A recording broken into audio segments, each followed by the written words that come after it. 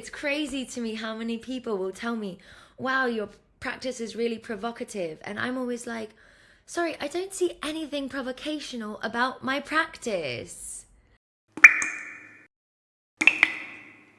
Hi, my name is Una, and I am a human.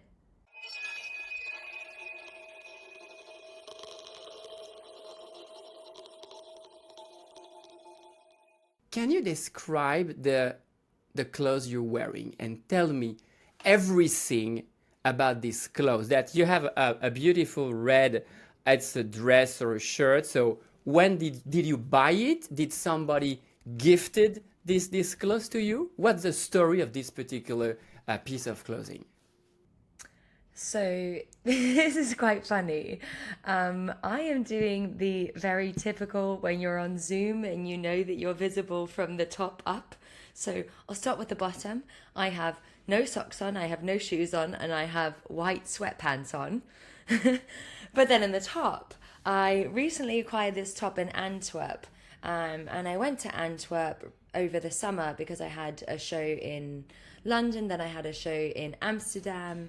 And I went to Amsterdam and I decided, oh, I'm so close to Antwerp. And so I went to Antwerp this summer and I was like, you know what?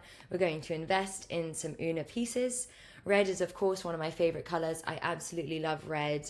And this is a Dries van Noten top, and he is one of the Antwerp Six. And I bought this top at a secondhand shop there, which you wouldn't know that any of the shops in Antwerp are secondhand because they are so unbelievably nice. But I thought it was very fitting, and it plays kind of into this role of femininity that I am exploring. Okay, did you pay cash or by credit card? I paid cash because in Antwerp they don't let you pay credit card anywhere. Were you satisfied by the price or did you try to negotiate the price? No, I didn't try to negotiate the price. Instead, I said, okay, in the next week, I have to sell 200 euros worth of art. Okay, when you left the store, where was this piece of clothing? Was it in a bag provided by the store or in your own bag? So when I left the store, I also bought a pair of red Louis Vuitton shoes there that are no longer in production. And I am the type of artist, shopper, woman, consumer that if I really like something, I'm like, fuck it, give me the bag, but I'm going to walk out in it. So I actually left the store wearing this top, a skirt that I already had on, and these gorgeous Louis Vuitton shoes. And so I had the bag just to put it in just for safekeeping, but I left wearing it. Okay, awesome. Now let's talk about your iconic glasses. What's the story of these glasses? Well, I make them all myself, and the reason that, like, there's many reasons why I use the mask, but for me, it is about playing with identity, right? My entire practice as a performance artist, as a conceptual artist, interrogates identity. And being in a female body and being a woman's identity within the art world and the art world at large is constantly under scrutiny.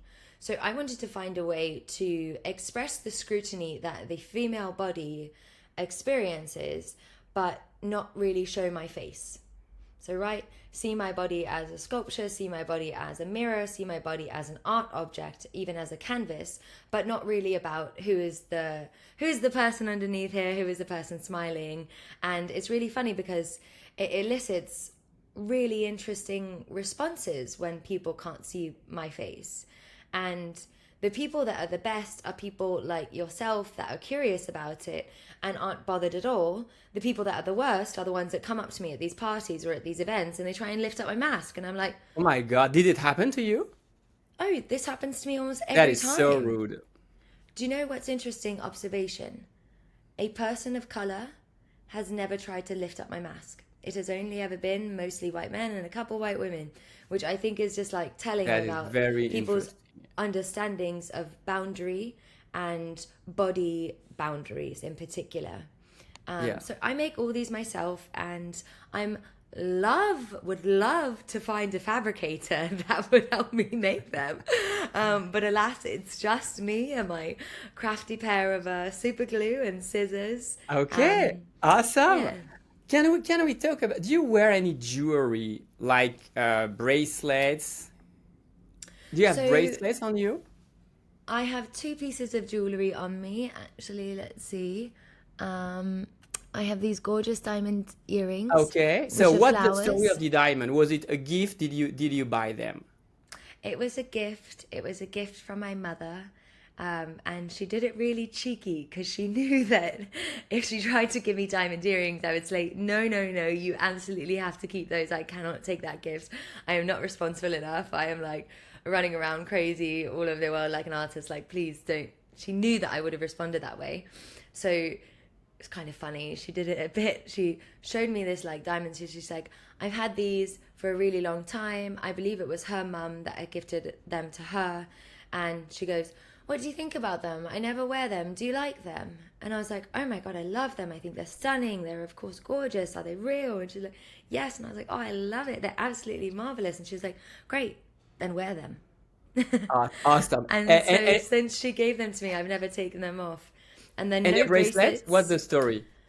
just a hair tie right now. And then this is a small stone that I have. It's a small gold ring with a garnet stone, because my godson is garnet. And I just recently was gifted this Okay. by his parents. Okay. Awesome. So thank you for this. So now let's jump to your immediate surroundings. So in what type of building are you right now? Okay, I am in a gorgeous, gorgeous home in California, because I'm here for my sister. And it's quite funny. The room has, well, I should back up and say that for the last 2.5 years, I really haven't had a place where I have called home because I have been traveling around. So I've spent little bits of time living in New York City, little bits of time living in London, and mostly just gallivanting all over, including Australia. So for me, I've become very transitory, and I'm not really that attached to place. I find that I can easily get to a place, call it home, easily pack up and move on.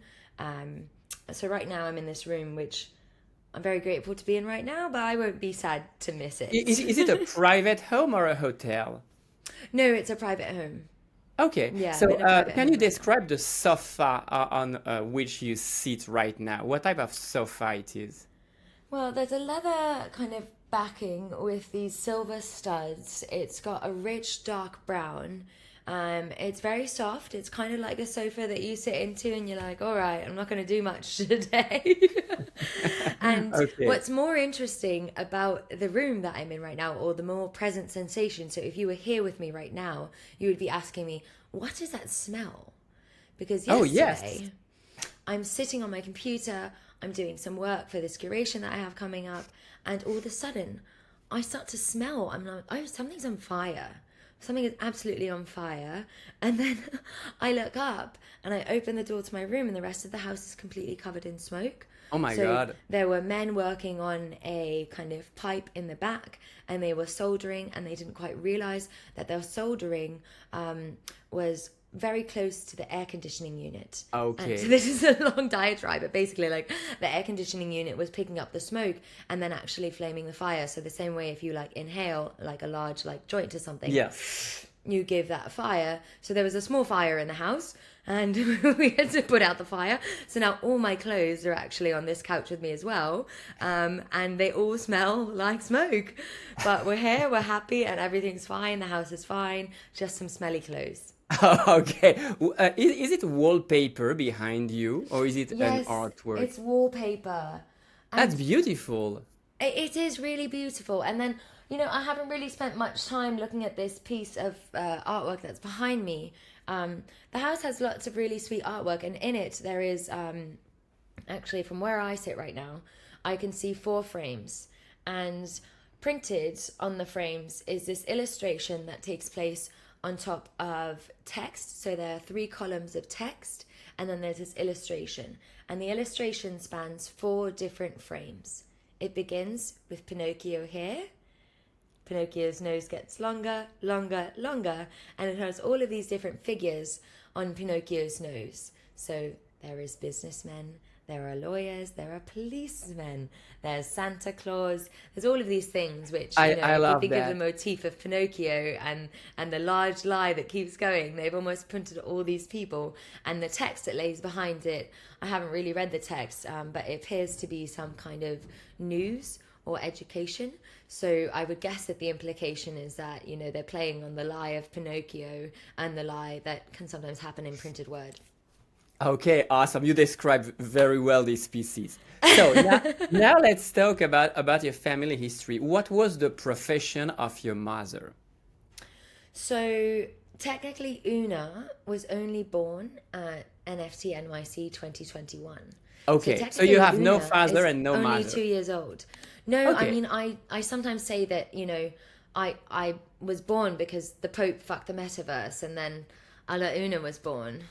So I have no okay, father, I have no mother, but I would say that my mothers, in terms of my practice, are mothers who come from the feminist avant-garde. So my okay. mothers are like Valley Export. My mothers are like Hannah Wilkie, Crowley Schneeman, Anita Stechtel, obviously Marina Ambrovovich, even though she likes to call herself the grandmother of performance art, even artists like Orlan. These are really my mothers. So at 2 years old, how do you feel now in this world as a You two-year-old know, person? well, I'm not two yet. I turned two on November 1st. And it's funny because I think that the learning that I've gone through in the first 18 months has been enough that I have shed many skins. And I'm ready for something that they call the terrible twos, which, you know, it's funny because when you understand children and the terrible twos, they call them the terrible twos because children are for the first time learning their boundaries with other people. And children very frequently in these terrible twos, it will be called because they learn to say the word no. And so they will tell you over and over and over again, no. So where you had this docile toddler that would let you wipe their bum or feed them, now they're saying no, no, no, no, no. And I think that that's an interesting motif when I even consider like what's happening for me in the evolution of Una right now. There is a lot of opportunities where I am now saying, no, I actually don't want to work with people like that. No, I do not want to be associated with that. No, I do not accept that type of behavior can be an artist that I work with. And so while I'm not running around like a toddler, I am having fun exercising this very calculated response of no when it aligns with a greater good about boundaries and respecting my personal boundaries as an artist, as a woman, as a spirit in a body. So this Thank you. concludes this interview. That was an absolute pleasure.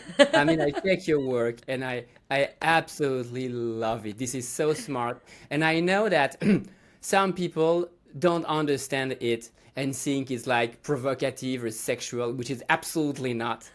Oh, But thank you. Thank you. It's crazy to me how many people will tell me, wow, your practice is really provocative. And I'm always like, sorry, I don't see anything provocational about my practice.